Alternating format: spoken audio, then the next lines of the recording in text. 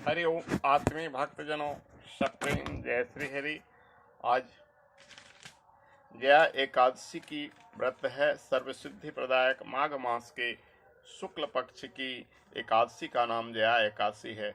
इसके व्रत में भगवान श्री कृष्ण की केशव नाम से पूजा की जाती है।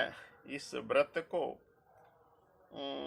करने वाले को भूत प्रेत पिशाच आदि निकृष्ट योनियों में जाने का भय नहीं रहता और अनेक जन्मों के पाप नष्ट होकर इस लोक परलोक में सभी सुख की प्राप्ति होती है। इसलिए आइए अब जया एकादशी व्रत की कथा श्रवण कीजिए। ओम शांताकारं भुजं शयनं पद्मनाभं सुरेशं विश्वाधारं गगनसदृशं मेघवर्णं शुभांगं लक्ष्मीकान्तं कमलनयनं योगविद्यानगम्यं वन्दे विष्णुवारं सर्वलोकैकनाथं। श्री विष्णु भगवान की जय।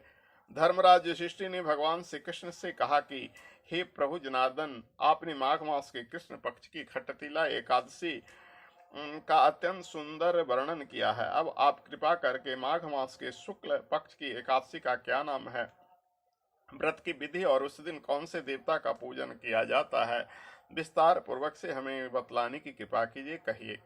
श्री कृष्ण भगवान बोले, हे पांडुपुत्र, इस एकादशी का नाम जया है। इसका व्रत करने से मनुष्य ब्रह्म हत्या आदि पापों से छुटकारा प्राप्त करके स्वर्ग को प्राप्त करता है। पिशाच आदि योनियों से मुक्ति मिल जाती है।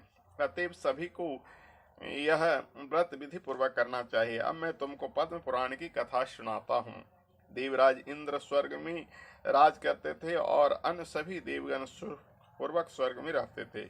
एक समय इंद्र अपने नंदन वन में अप्सराओं के साथ क्रिया कर रहे थे और गंधर्व गान कर रहे थे। उन गंधर्व में प्रसिद्ध पुष्पदत्त तथा उसकी कन्या पुष्पावती और चित्रसेन तथा उसकी स्त्री मलिन भी थे। मलिन का पुत्र पुष्पान और उसका पुत्र माल्यवान भी उपस्थित था।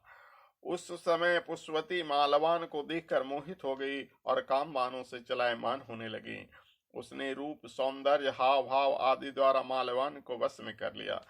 पुष्पवती की सुंदरता को देखकर मालवान भी उस पर मोहित हो गया। ये दोनों कामदेव के वश में हो गए, परंतु इंद्र के बुलाने पर नृत्य और गायन के लिए आना ही पड़ा। उन्होंने अप्सराओं के साथ गाना शुरू किया, परंतु कामदेव के प्रभाव से उनका मन न लगा और अशुद्ध गायन करने लगे।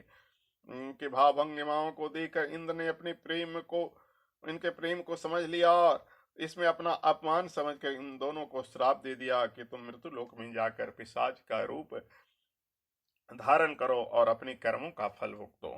इंद्र का श्राप सुनकर ये दोनों अत्यंत दुखी हुए और हिमाचल पर्वत पर पिशाच बनकर अपना जीवन व्यतीत करने लगे। रात दिन में उन्हें एक क्षण भी निद्रा नहीं आती।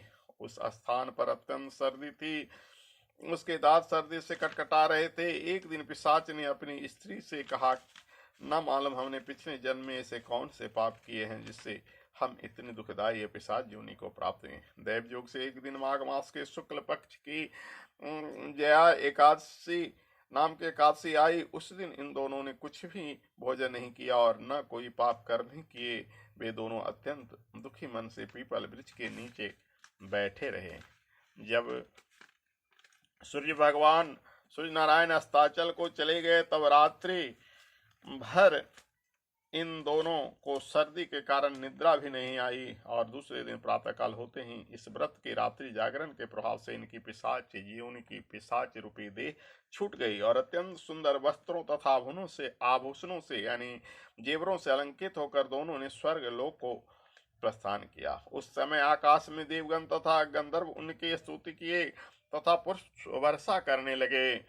स्वर्ग में जाकर उन दोनों ने देवराज इंद्र को प्रणाम किया। इंद्र ने इनको उनके प्रथम रूप में देखकर अत्यंत चकित होकर पूछा, तुमने अपनी पिशाच योनि से किस प्रकार छुटकारा पाया, सब हाल बताओ। यह सुनकर मालवान बोले, हे देवराज इंद्र, भगवान विष्णु की कृपा से जया एकादशी से हमारी पिशाच देह छुटी है। तब इंद्र बोले, हे मालवन, भगवान की कृपा और एकादशी के व्रत करने से न केवल तुम्हारी पिशाच योनि छुटोगी वरन हम लोगों के भी तुम वंदनीय हो गए हो। भगवान विष्णु और शिव के भक्त हम लोगों के लिए वंदनीय हैं, अतः आप धन हैं। अब आप पुष्पावती के साथ जाकर विहार करो। श्री कृष्ण ने अंत में कहा कि हे राजा युधिष्ठिर, हम जया एकादशी के व्रत से हे राजा युधिष्ठिर, इस जया एकादशी के व्रत से पूरी योनि से छुटकारा भी मिलती है। जिस मनुष्य ने इस एकादशी का व्रत किया है उसने मानो जग जप दान आदि सभी पुण्य कार्य कर लिए हैं। जो मनुष्य जया एकादशी का व्रत करते हैं वे अवश्य ही 1000 वर्ष तक स्वर्ग में निवास करते हैं। ओम सशंख चक्रम शक्रीट कुंडलम सपीतवस्त्रं सरसीरुहेक्षणं सारवक्षस्थलकौस्तुभश्रियं नमामि विष्णुं शिरसां चतुर्भुजं। बोलो विष्णु भगवान की जय।